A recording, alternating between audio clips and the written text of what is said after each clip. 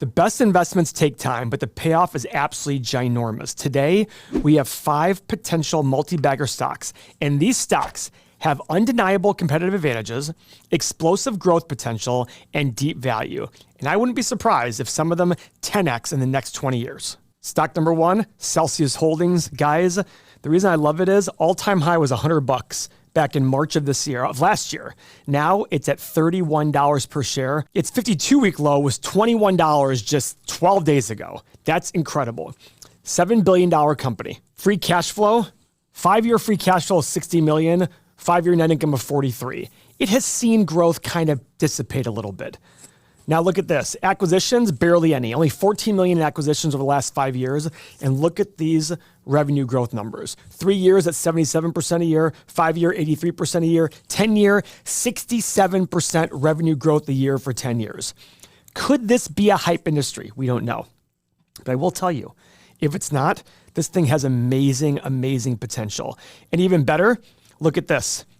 Market cap of 7.35. Enterprise value of 6.9. When you see an enterprise value below market cap, that means there's more cash on hand than there is debt. This is an incredible balance sheet. It's hard for companies with very little or no debt to go under. So this is the kind of company that can really build things up. Let's look at its 8 pillars. Oh boy. 4 checks, 4 X's. Shares outstanding are up. 5-year ROIC is pretty bad. Guys, even with its stock price down 70%, the 5-year price of free cash flow and the 5-year PE are very low. But keep in mind, look at how much higher the 1-year net income to 5-year net income is and 1-year free cash flow to 5-year free cash flow. So even though these are still going to be high, if you just look at the 1 year, 43 and 34, it still needs to be a little bit understood that, hey, with fast-growing companies that are young, you can't look at the 5-year and sit there and say, oh my gosh, this is terrible. Fast-growing companies can absolutely justify much higher valuations.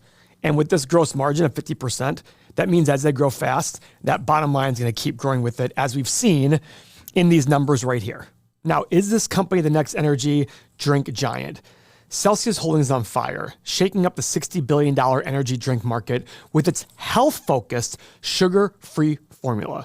It's not just competing, it's absolutely stealing market share from giants like Monster and Red Bull at a blistering pace. It has a partnership with PepsiCo, which has supercharged its distribution, pushing cellulose into major retailers like Walmart, Target, and Costco, which is part of what's driven this triple-digit growth. The brand now commands over 8% of the US market. With expanding global reach into Europe, Canada, and Asia, Celsius is tapping into a $100 billion total addressable market. Meanwhile, profitability is soaring, with gross margins upwards of 50% thanks to direct store delivery efficiencies. Over 70% of their purchases are repeat purchases, which shows a loyal customer base.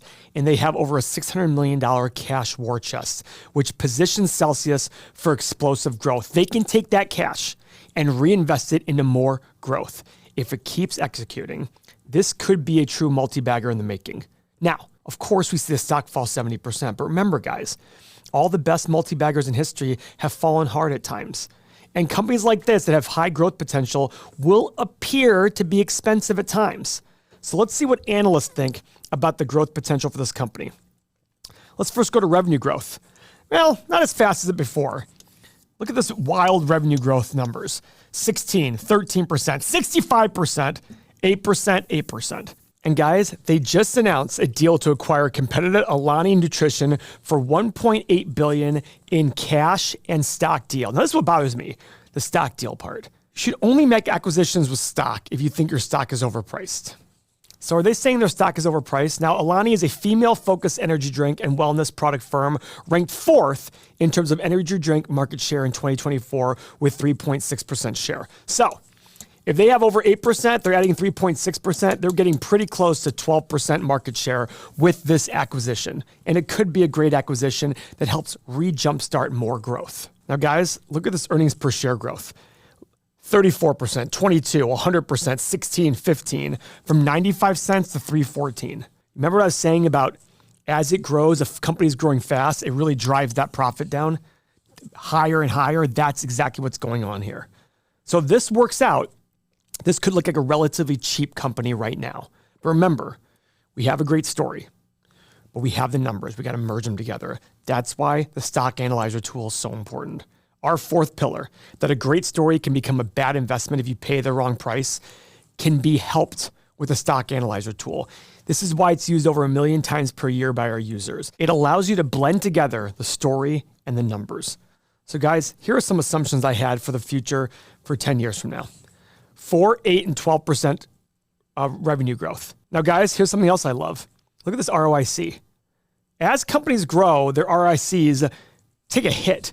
It's getting a lot better. Last year was over 15%. Profit margin, I put 12, 15, and 18%.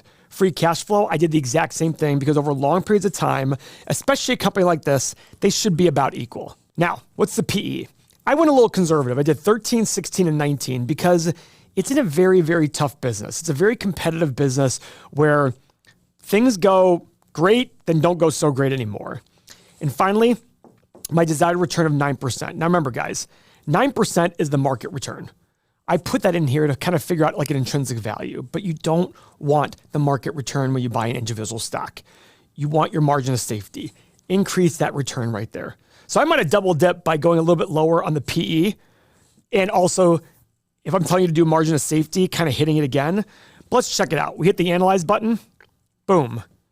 We have a low price of 11, high price of 37, middle price of 20. So what this says is, even with these growth assumptions, I only went, what did I do on my growth levels? Only 8% in the middle. Now, let's go sit there and change it just a little bit. Let's call it 8, 12, and 16% revenue growth. Hit the analyze button. It's still a little pricey. 14, 50, and 27 in the middle. So I'm still a little apprehensive about this company, especially with the markets it's in. Now, AI stocks are getting all the attention on Wall Street lately. But while Wall Street chases hype, one digital powerhouse is quietly positioning itself for a massive AI windfall. They have a subscriber base that prints cash and a generative AI tool already adopted by major brands. This company isn't just riding the AI wave. It's actually guiding and shaping that wave. What's that stock? A company that I own, Adobe. Now, guys, remember, just because I own a stock or anybody on the internet owns a stock, don't own it. Don't go buy it. We're here to teach a principle-driven investing style that you can understand and you can apply to your own methods.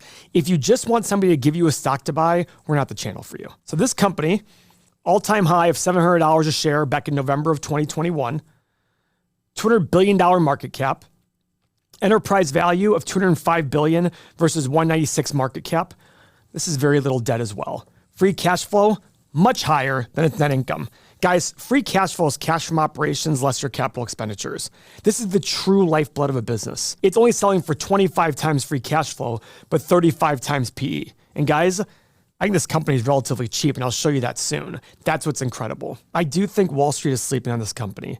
They are the king of digital creativity, and I don't think it gets the respect it deserves. The stock is down over 20% in the last 1 year, but let's be very clear about this. This company is still a cash machine. With over 30 million Creative Cloud subscribers paying $55 a month, Adobe's recurring revenue stream is rock solid. Guys, this is what companies with software are doing. Instead, in the past, you bought a CD, you had the software, you didn't upgrade it for a long time. Now, you pay a monthly fee, and you get all the updates and everything new. They also have a new Firefly video model, a generative AI tool that turns text prompts into high quality videos. It already has major players like Gatorade and IBM on board. And guys, to prove it's not a gimmick, over 18 billion little assets have been made with this little gimmick. It's a real growth machine. Now, Wall Street is worried about monetizing AI too soon, but Adobe's playing the long game, building adoption first, then cashing in later with premium features. This stock has Multibagger written all over it, as long as you're patient and willing to ride it. Remember, it is a tech stock in the NASDAQ. So when the NASDAQ does fall from its nosebleed valuations, Adobe will fall along with it. The question is, will you be able to understand it enough to take advantage of that ride? Let's go see what the analysts are saying about this company. Revenue growth potential, about 10% a year, pretty much across the board, growing to 34, 35 billion in the next 4 or 5 years. But look at this earnings per share. $20 a share this year, growing to 32. That's a 50% increase in 4 years. That's incredible, guys. That's a lot of growth for such a big company. If you pay a reasonable price for a company, and it grows its profit 12, 13% a year, you're probably going to see a 12 or 13% return on your money. In over 20 years, that's a 10x return on your money. Now I'm doing a 10-year analysis. Look at this high return on capital and growing. 18% over the last 10 years, 22% over the last 5, almost 30% in the last year. Revenue growth, 6, 8, and 10%. Profit margin, 26, 29, and 32. Free cash flow, 38, 40, and 42. Even though they haven't hit the 40 and 42 numbers, with such high gross margin of almost 90%, I think this will happen. PE, got to put a premium on it. 18, 21, and 24. I could see higher, but I put a desired return of 9%. Let's hit the analyze button. The stock's currently at 444. We have a low price of 270 to 400, high price of 550 to 730, middle price of 400 to 540, based on a discounted cash flow model, 11.5% return per year. As we look at the next stock, I'm reminded that fear creates opportunity. And right now, the market is mispricing one of the strongest businesses in the world. The company's margins crush its biggest rivals. Its cloud business is scaling fast, and it's a hidden fintech powerhouse ready to be unleashed. But investors are sleeping on it. Why? Fear for where it's located. That stock, Alibaba. Now, year to date, Alibaba is up 70%, which is insane. It's a lot. But guess what? They reported great earnings, and they absolutely plummeted in price. But why? Guys, they're in China. And China has a negative, very negative impression right now.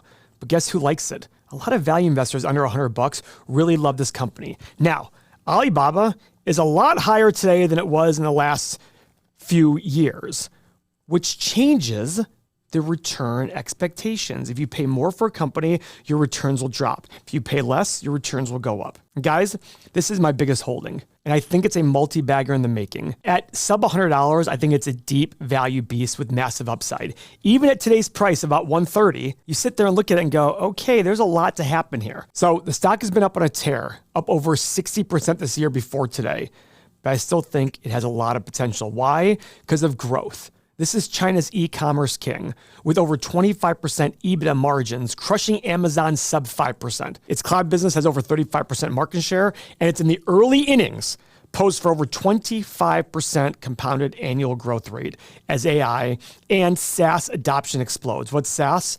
Software as a service. Now, the main company, Ant Group, they have fintech dominance, and that's another sleeping giant ready to unlock value. What I love about it also is the company believes in themselves so much that they're buying back a lot of shares. They've announced $25 billion and $50 billion buybacks right and left. Guys, it's hard to ignore the short-term noise, but you've got to. But you got to focus on the long-term value and let time do the heavy lifting. So let's go check out what analysts think about this company. Earnings per share, it's been updated a little bit. $8.84 this year at $11.15. Guys, when it was sub 80, look at that. That was 9 or 10 times earnings. That's what's incredible about this company. And look, revenue growth isn't huge. I think this is underdone here. And I think this is where analysts have their biases going on here, saying, oh, look, the market, China's so risky. And China is risky, don't get me wrong. There's a lot of issues with China. But with anything, there's a lot of issues there. But that's what makes investing difficult. You got to be able to ignore that noise and say, I'm looking at this company for the very long term. So let's go see what the stock analyzer does to sit there and put together the story and the stock price. I did 3, 6, and 9% revenue growth for the next 10 years. Guys, I think 6 is insanely low, but let's stick with it. Profit margin, 12, 15, 18, and free cash flow margin, 15, 18, and 21, because over the last 5 and 10 years, it has been higher. Now, the PE and price of free cash flow have greatly increased since the stock price has greatly increased. I put 15, 17, and 19. Could I see much higher? Absolutely. If this continues to become the dominant Chinese company in the second largest growing economy in the world, fastest growing middle class, the premium has to be given. I did a 9% desired return. Again, margin of safety. You hit the analyze button. Guys, we make these videos for you. And the reason we make these videos is we want to teach this principle-driven investing philosophy. We're here to teach you how to fish. Some people watching this video just want to be told, buy this company at this price and wait. But guys, I've seen it happen 1,000 times. When people will say to me, guys, look at Alibaba. I had people messaging me and saying, Paul, Alibaba's dead. I bought it at 100 because you did a video, it went down to 60. Okay. And guess what? They sold. Why? Because they didn't understand why they were buying. We want you to understand why you're buying because you'll apply that same thought process to other investments in your life. You will go much, much further learning how to fish. You'll eat far more fish doing it that way. Now, our community of thousands of investors and our tools like the stock analyzer tool and all the other tools I even talked about can help make these things possible for you. So if you're the kind of investor who wants to help yourself and help others, we're the community for you. If you're not that type, I'm okay with that. But don't waste your time with us. Go waste your time with the other financial idiots out there who can sit there and tell you, go buy this shit stock and watch it go to zero. Yes, it might go up in the short run, but eventually in the long run, the fundamentals will drive it. So if you want to be a principle-driven investor who thinks about the long run and wants to be part of one of the greatest online community of value investors, click the link, description below. I'm not asking you to make a lifelong commitment. I'm asking you to dip your toe in, test it, and make sure it's right for you. Because if it's not right for you, I want you out as soon as possible. But if you want to be a great investor, you got to surround yourself with the right people, and this is the place for you. And the right tools. So click on the link in the description below, sign up. All these tools were built for me to make my life and my investments better, and it's absolutely worked. I use this software every single day. So I hit the analyze button. Guys, so because the stock has fallen today, low price of 105 to 130, high price of 285 to 330, middle price of 175 to 210, and this was based on 6% growth rate, guys. I think this is something to look at.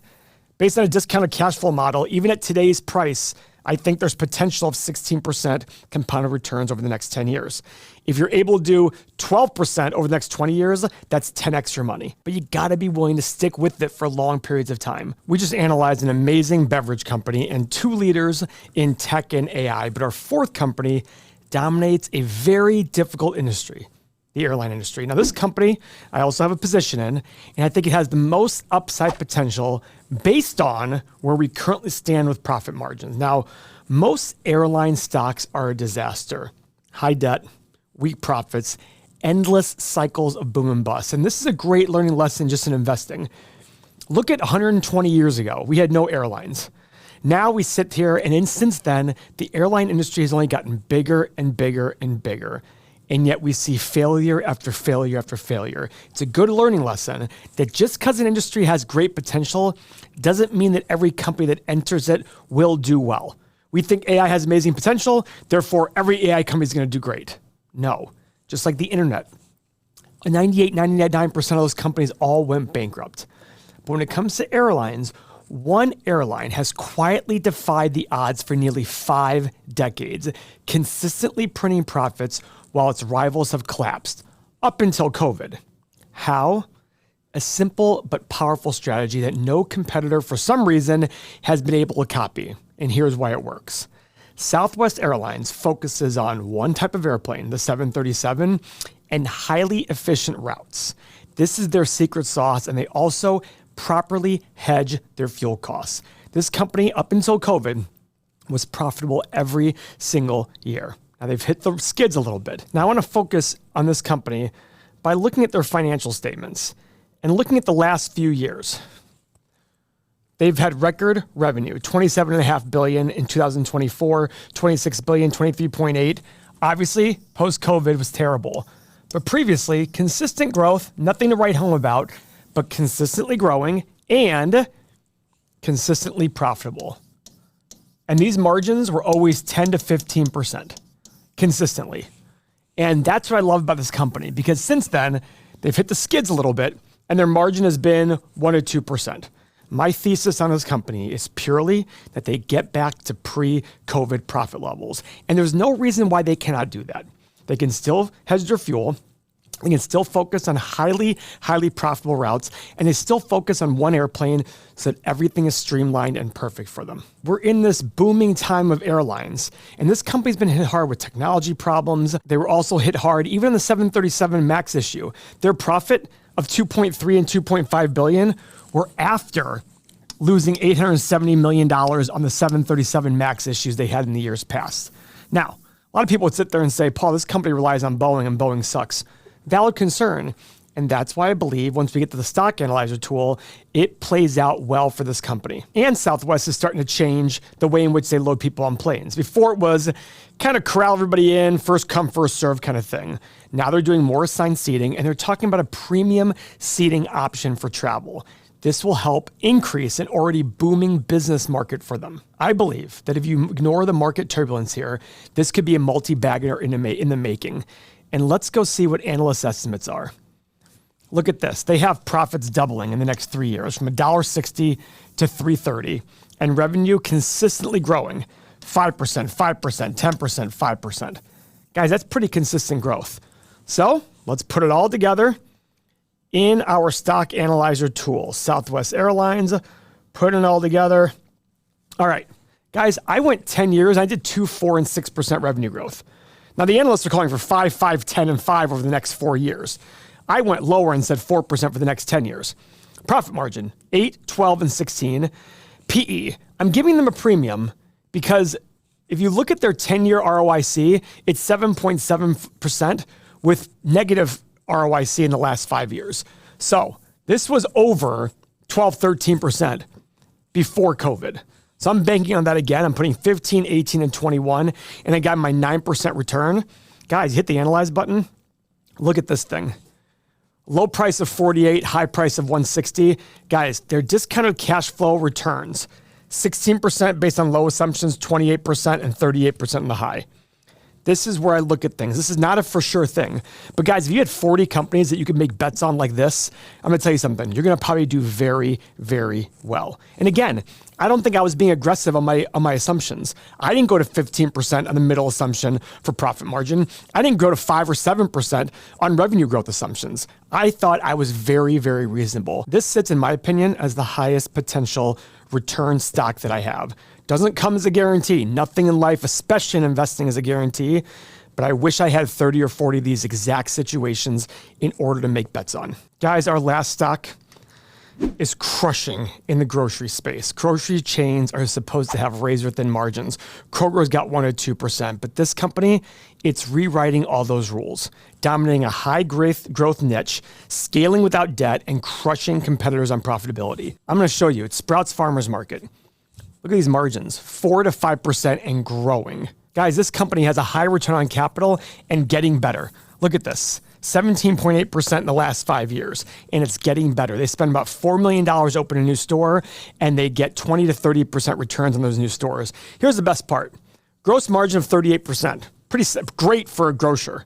But guys, they're expanding more and more their own brand, which has 50 to 60% margins in them. And as their percentage of revenue grows into these margins, imagine what's going to happen to the gross margin and the overall profit margin. There's a world in which we could see 7 to 8% bottom line margins on a grocery company.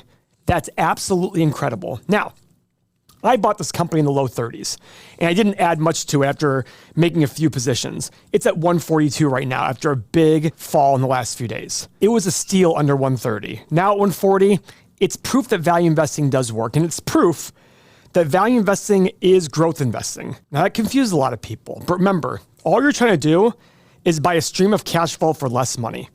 And in growth investing, that stream of cash flow in the future is going to grow very fast, but you're still able to buy that future cash flow stream for a lot less. Let me show you the example here. Let's say we have two companies. One's going to grow, one's going to have revenue of $1, then $1, then $1, then $1, then $1. Okay, another company's going to go 1, 2, 4, 8, 16. This one's growing like crazy, right? But if I paid $1,000 for this company for the next 5 years, I'm going to lose a lot of money. If I paid $1, I'm going to make a lot of money. If I paid $1 here, I'm going to do okay. If I pay 100 here, I'm going to do terrible. If I pay 1,000 here, I'm going to do awful. All we're doing is looking at the stream of cash flow, and we're trying to pay as little as possible for it. Growth investing is a part of value investing. All investing should be value investing. You're trying to buy a future stream of cash flow for less than it's worth today. Now back to Sprouts. Unlike big box retailers, Sprouts has small stores that drive higher sales per square foot with lower costs. This makes their expansion extremely capital efficient. And they're doubling down in high-income, high-density markets, strengthening brand loyalty while keeping their pricing power intact, which is extremely difficult for the retail industry for groceries. Their private label sales, which now account for over 20%, are boosting those margins and further accelerating profit. Their goal is to double their store count in the next 5 years. So not only do you have revenue growing because of the cost of goods growing, but you also have an increased number of stores.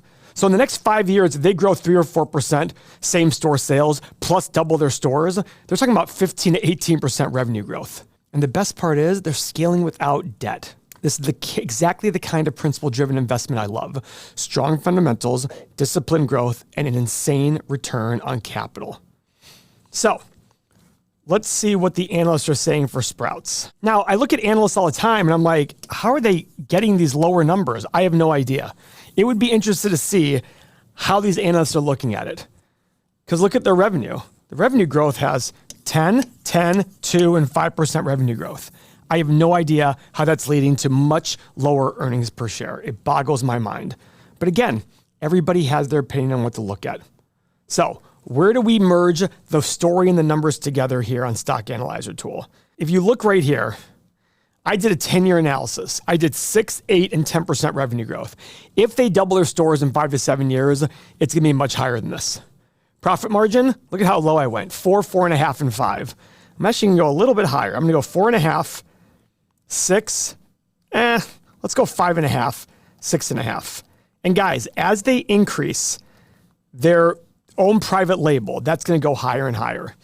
PE, I did 16, 19, and 22 and a 9% return. I hit the analyze button. And again, I think I'm being conservative here. And guys, if you want to watch stocks at 52-week lows and see where you can find some value there, go check out our next video after this is done. We explored these 5 stocks with multi-bagger potential. Now it's important to look at where the opportunities are when stocks fall. So let's check out the stock, hit the analyze button, boom. Low price of 68, high price of 166, middle price of 108. Guys, potential multi-bagger sitting even at today's numbers, but I'm not jumping on it right now. Thank you for your time.